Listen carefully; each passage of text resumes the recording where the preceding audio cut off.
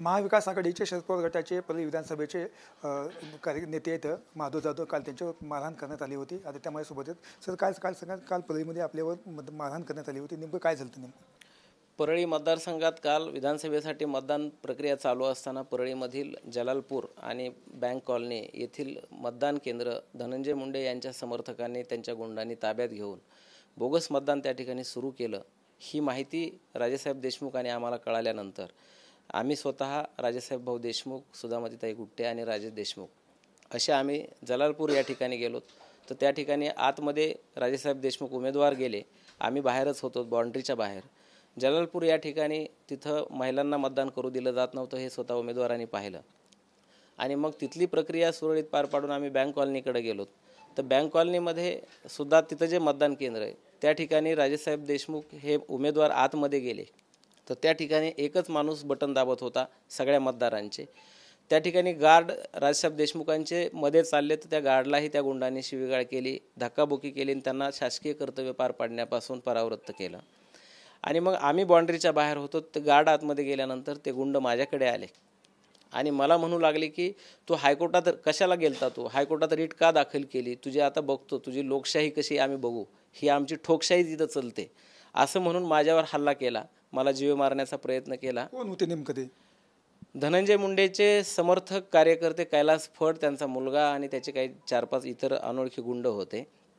त्यांनी माझ्यावरती हल्ला केला आणि हे सर्व त्या ठिकाणी बंदोबस्तावर असलेल्या पोलीस कर्मचाऱ्यांच्या डोळ्यासमोर झालेलं आहे. आपण कोर्टामध्ये कशाबद्दल नेमकं केलं? परळी मतदारसंघामध्ये म्हणजे लोकसभेच्या निवडणुकीमध्ये परळी मतदारसंघातील 122 मतदान केंद्रावरती बोगस मतदान झालं होतं. बूथ कॅप्चरिंगचे प्रकार घडले होते आणि त्या ठिकाणी 122 बूथ क्रिटिकल डिक्लेअर करावेत आणि लोकशाही वाचवण्यासाठी कायदेशीर प्रक्रियेनं संपूर्ण बंदोबस्तामध्ये त्या ठिकाणी वेबकास्टिंग करून CRPFचे जवान तैनात करून आणि CCTV कॅमेरे लावून त्या ठिकाणी मतदान घ्यावं विधानसभेला आणि ही लोकशाही वाचवावी आणि या ठिकाणची झुंडशाही आणि गुंडशाही बंद करावी, यासाठी मी न्यायदेवतेकडे न्याय मागायला गेलो होतो. चालेल, तसं कॅमेरे बसवण्यात आले होते? नाही, न्यायदेवतेमध्ये जे काही निवडणूक आयोगातर्फे शपथपत्र देण्यात आलं होतं ते कुठल्याही गोष्टीची अंमलबजावणी निवडणूक आयोगानं केली नाही, प्रशासनानं केली नाही, न्यायदेवतेची फसवणूक केलेली आहे यांनी. आपण या 122 बुथावर पण आपण रिकाउंटिंग आपण करणार, मागणी करणार? ते उमेदवार ठरवतील आणि निश्चित व्हायलाच पाहिजे, कारण ही लोकशाही बळकट करायची असेल आणि लोकशाही जिवंत ठेवायची असेल तर 122 मतदान केंद्रावरती रिपोलिंग होणं गरजेचंच आहे. तुम्हाला मारहाण करून 1 दिवस होऊन गेलेला आहे, अजूनही गुन्हा दाखल झालेला नाही आहे? नाही, माझ्या मारहाणीचा व्हिडिओ संपूर्ण महाराष्ट्रानं पाहिला आणि त्या व्हिडिओमध्ये त्या ठिकाणी बंदोबस्तावर असलेले पोलीससुद्धा दिसत आहेत. कायद्यामध्ये असं अपेक्षित आहे की पोलीस कर्मचाऱ्याच्या समोर जर असा एखादा क्रिमिनल ऑफेन्स झाला तर फिर्यादीनं नाही फिर्याद दिली तरी पोलिसांनी ताबडतोब त्या घटनेची नोंद स्टेशन डायरीला करावं लागते, पोलीस स्टेशनला तक्रार नोंदवावी लागते आणि त्यानुसार पुढची प्रक्रिया सुरू करावी लागते. पण तिथं बंदोबस्तावर आलेले असलेले पोलीस हे पूर्णपणे धनंजय मुंडे यांच्या सांगण्याप्रमाणे वागत होते, बघ्याची भूमिका घेत होते. आम्हाला मारहाण करताना साधं त्यांनी वाचवण्याचा सुद्धा प्रयत्न केला नाही किंवा रोखण्याचा सुद्धा प्रयत्न केला नाही आणि त्यामुळं त्यांनी आत्तापर्यंत मी वाट पाहिली की ते त्यांचं कर्तव्य निभावतील, कारण ते शेवटी माणूस आहेत आणि ते त्यांचं कर्तव्य निभावतील. पोलीस वर्दी त्यांच्या आणि त्या वर्दीत शपथ घेतलेली त्यांनी ड्युटीला जॉईन होताना आणि त्या शपथेचं पालन करतील असं अपेक्षा होती, परंतु आजपर्यंत केली नाही. म्हणून मी आज सकाळी स्पीड पोस्टानं पाठवली. सकाळी पोलीस अधीक्षकांची बातचीत केली, त्यांनी सांगितलं की आमच्याकडे कुणी तक्रार दिली आली नाही. तक्रार नाही देणं हे त्यानं कर्तव्य पार पाडलं नाही बंदोबस्तावर असलेल्या पोलिसांनी. माझ्या जीवाला काल धोका होता. मी काल SP साहेबांना बोललो, काल दुपारी 4 वाजता स्वतः भेटलो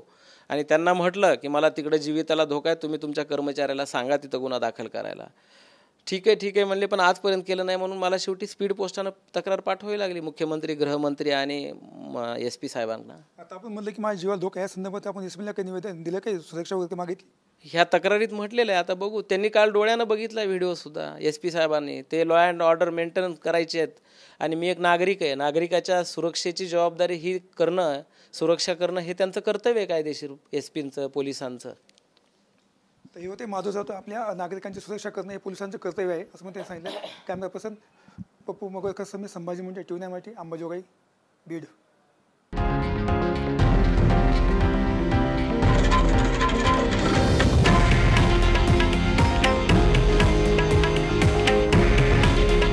हे आहे देशातील नंबर 1 न्यूज नेटवर्क आणि आपण पाहत आहात TV9 मराठी.